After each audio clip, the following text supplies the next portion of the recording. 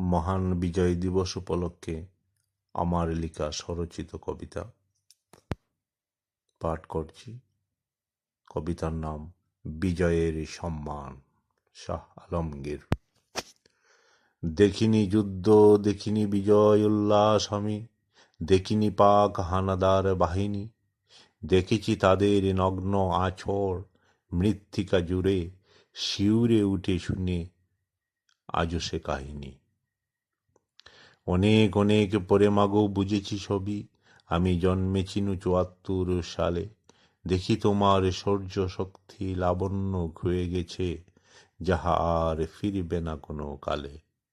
তোমার ছেলেহারা মা বাবা, স্বামীহারা বধূ, ভাইহারা বোন, আত্মীয় স্বজন, ধর্ষিতা নিপীড়িতা নির্যাতিতা রাহাজারিতে করেছে আকাশে বাতাসে গর্জন।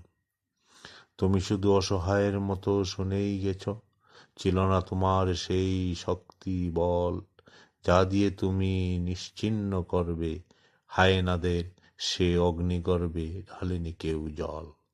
অগণিত লাশে ও কঙ্কালে হলে সয়লাভ, এ মাটির উর্বরতা হলো ম্লান। দুঃখে দুঃখে অবশেষে প্রতিঘাতে নিলে তুমি স্বাধীনতা ও বিজয়ের সম্মান।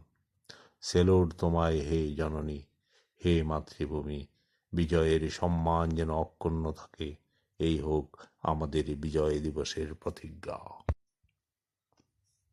মহান বিজয় দিবস